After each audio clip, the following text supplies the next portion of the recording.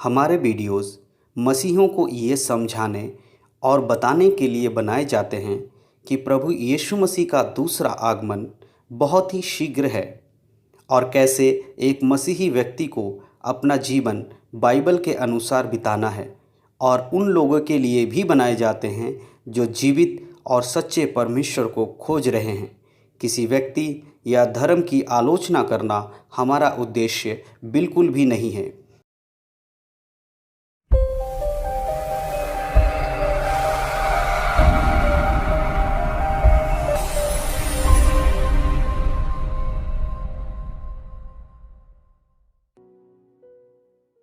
आप सभी को प्रभु यीशु मसीह के नाम में जय मसीह की।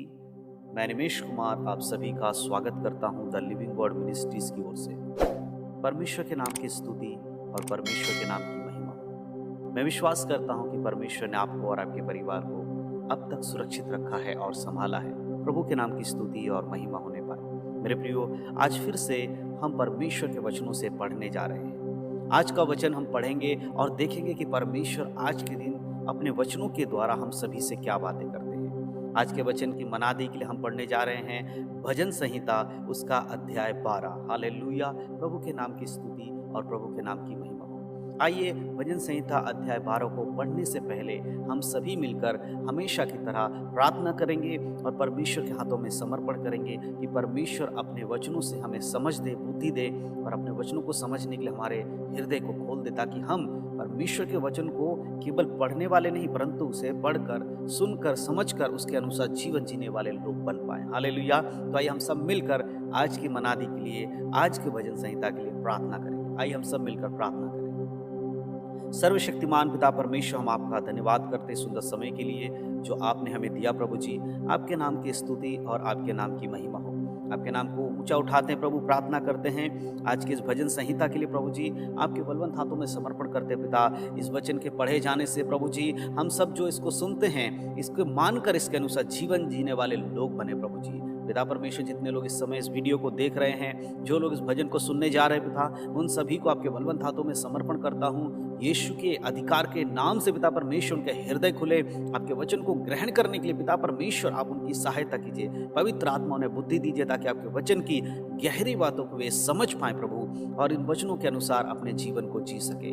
धन्यवाद पिता परमेश्वर। आगे के समय आपके बलवंत हाथों में समर्पण करते हुए सारा आदर, महिमा, मान, सम्मान आपको देते हैं। यीशु मसीह के धन्य नाम से मांगते हैं, सुने और कबूल करे हे हमारे स्वर्गीय पिता। आमीन। परमेश्वर के नाम की स्तुति और परमेश्वर के नाम की महिमा हो। तो आज हम पढ़ने जा रहे हैं भजन संहिता और उसका अध्याय 12। जब हम इस वचन को पढ़ते हैं, इस भजन को पढ़ते हैं, तो यहाँ पर सबसे पहले जो शीर्षक लिखा हुआ है वो इस प्रकार लिखा है, सहायता के लिए प्रार्थना। हालेलुया। सहायता के लिए यानी मदद के लिए प्रार्थना। और ये भजन जो है राजा दाऊद के द्वारा लिखा गया एक और भजन है। भजन संहिता में कई सारे भजन राजा दाऊद के द्वारा लिखे गए हैं, उन्हीं में से एक भजन है भजन संहिता अध्याय 12। तो यहाँ पर दाऊद कुछ बातों को वचनों के द्वारा लिख रहे हैं। पवित्र आत्मा उन्हें सहायता कर रहे हैं लिखने के लिए, ताकि हम सब पढ़कर प्रभु में मजबूत हो सकें। तो यहाँ जब हम भजन संहिता अध्याय 12 और उसके पहले आयत को पढ़ते हैं, यहाँ लिखा है, हे परमेश्वर बचा ले, क्योंकि एक भी भक्त नहीं रहा। हालेलुया।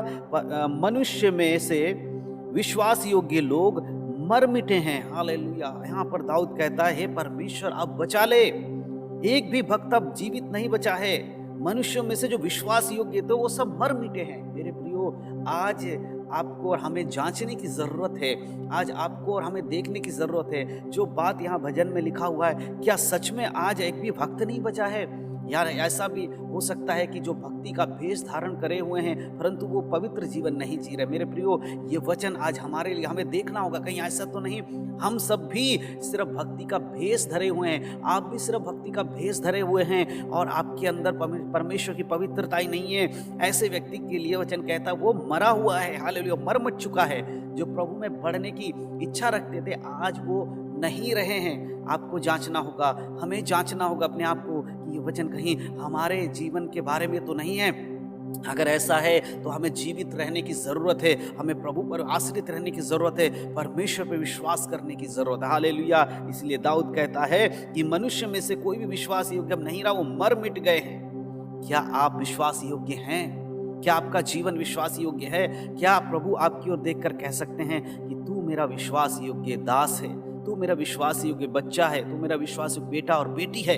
क्या प्रभु आपसे ये कह सकते हैं? क्या आपका जीवन इस लायक है? क्या इस प्रकार का जीवन आप जीते हैं कि प्रभु कहे कि नहीं, ये है मेरा विश्वास योग्य पुत्र और पुत्री? हालेलुया! परमेश्वर के नाम की स्तुति हो, परमेश्वर के नाम की महिमा हो। और भजन संहिता उसके अध्याय 12 के दूसरे आयत को जब हम पढ़ते हैं, वहाँ लिखा है, प्रत्येक मनुष्य अपने पड़ोसी से झूठी बातें करता है, वे चापलूसी के होठों से दो रंगी बातें करते हैं। हालेलुया! प्रत्येक मनुष्य क्या करने में लग गए हैं? चापलूसी करने में लग गए, अपने पड़ोसी से झूठ बोलने में लग गए हैं। जो प्रभु के संग वाचा बांधकर परमेश्वर को अपना उद्धार करता, यीशु मसीह को उद्धार करता मान के, पानी का बपतिस्मा लेके और अपने जीवन को पवित्रता में चलाने की बात बोलने वाले, गवाही देने वाले व्यक्ति आज क्या बनते जा रहे हैं? झूठे लोग बनते जा रहे हैं। आज आपको देखना होगा, क्या आप भी उस झूठे लोगों के जो लाइन में तो नहीं हैं? कहीं आप भी तो इस प्रकार नहीं अपने पड़ोसी से झूठ बोलता है, जो चापलूसी करने में लगे रहते हैं? क्या आपका जीवन इस प्रकार का है कि जब आपके पड़ोसी आपसे कुछ पूछे तो आप उनसे बात करने की बजाय उन्हें झूठ बोल दें? एक उदाहरण के तौर पर अगर लें तो हमारे घर में अगर हम नहीं चाहते कि कोई किसी से मिलना, या हम प्रार्थना में बैठे हों या किसी और वजह से हम बिजी हों, तो हम अपने घर के लोगों को कह दें, कोई अगर पूछे तो कहना कि मैं घर पे नहीं हूँ। हालेलुया! और उस प्रकार जब कोई आपका पड़ोसी पूछता है कि ये व्यक्ति क्या आपके घर में है, तो आप कहते नहीं, वो तो घर में नहीं है।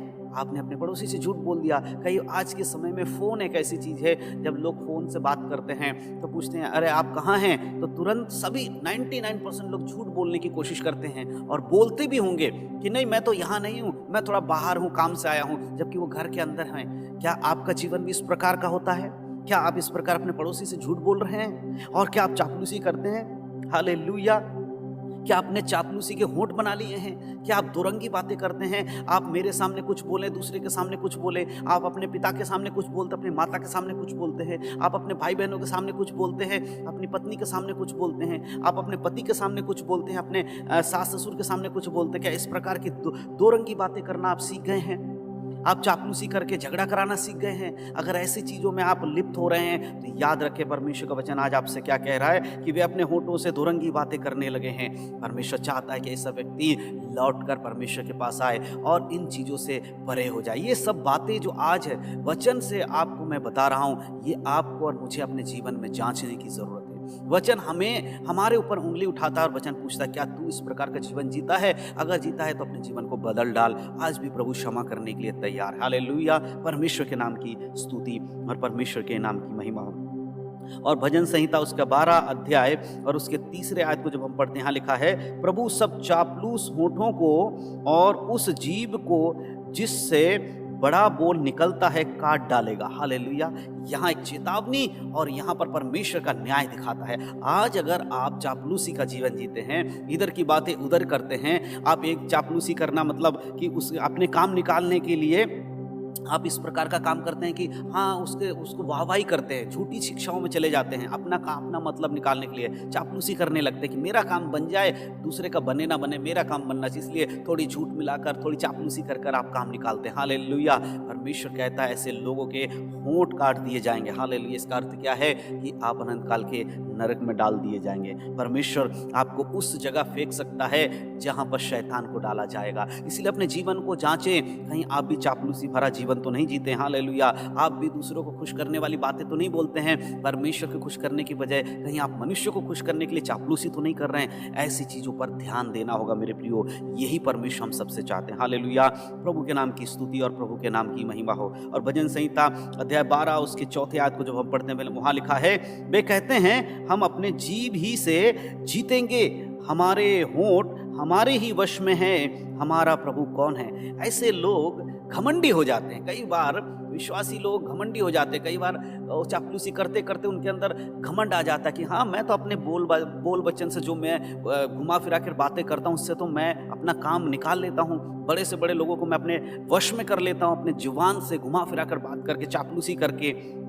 ऐसे लोग क्या कहते हैं, हम तो अपने जीभ पर ही भरोसा रखते हैं, हमें परमेश्वर की क्या ज़रूरत है, हमें प्रभु की क्या ज़रूरत है। जब हमारा काम कहीं रुकेगा, जब हम कहीं फंसेंगे तो हम चिकनी चुपड़ी बातें करके अपना काम निकाल लेंगे, हमें प्रभु की क्या ज़रूरत है। कौन हमारा प्रभु है?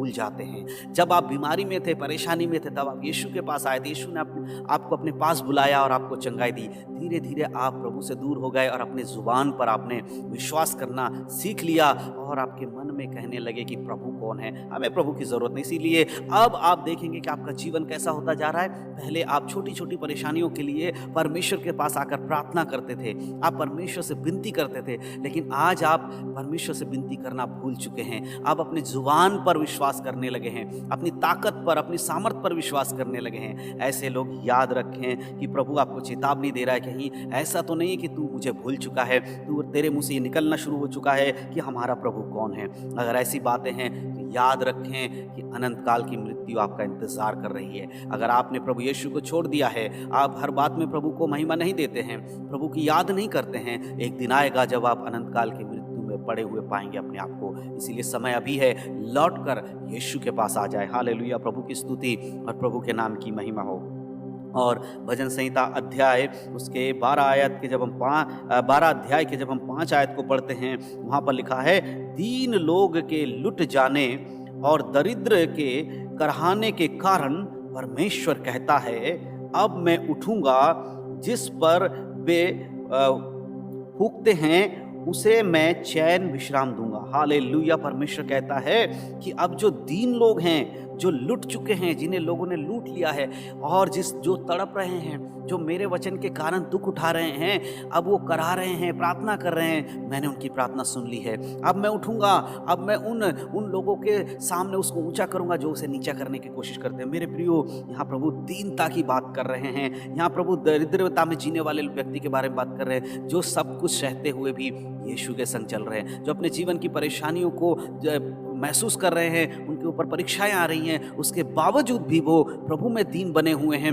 दरिद्र बने हुए हैं, ताकि परमेश्वर उनकी मदद कर सके। ऐसे लोगों के लिए प्रभु कहता है, अब मैं उठूंगा। परमेश्वर कहता है, अब मैं उठूंगा, जिस पर वे लोग फूंकते हैं, जो लोग उसे डराते हैं, ऐसे लोगों को मैं बचाऊंगा। जिनको शैतान सताता है, जिन्हें लोग सताते हैं, ऐसे लोगों को अब मैं बचाऊंगा और उनको विश्राम दूंगा और चैन दूंगा। मेरे प्रियो, आज अगर आप अपनी परेशानियों में, अपनी मुसीबतों में, अपनी बीमारियों में, अपनी घर की परिस्थितियों में, अपनी आर्थिक परिस्थितियों में, अब कमजोरियों में भी अगर आप प्रभु पर आश्रित हैं, दीनता के साथ प्रार्थना कर रहे हैं, तो प्रभु आज आपके लिए उठने वाला है। प्रभु आपको सहारा देने वाला है, परमेश्वर आपको ऊंचा उठाने वाला है, परमेश्वर आपको चैन और विश्राम देने वाला है। ये वचन आज आपको एक विश्वास दे रहा है। प्रभु में बढ़े, प्रभु में बढ़े। परमेश्वर कहता है, हालेलुया, आज आपको चैन मिलने वाला है। परमेश्वर के नाम की स्तुति, परमेश्वर के नाम की महिमा हो। और भजन संहिता उसके अध्याय 12 और आयत 6 जब हम पढ़ते हैं, वहां लिखा है, परमेश्वर का वचन पवित्र है, उस चांदी के समान जो भट्टी में मट्टी पर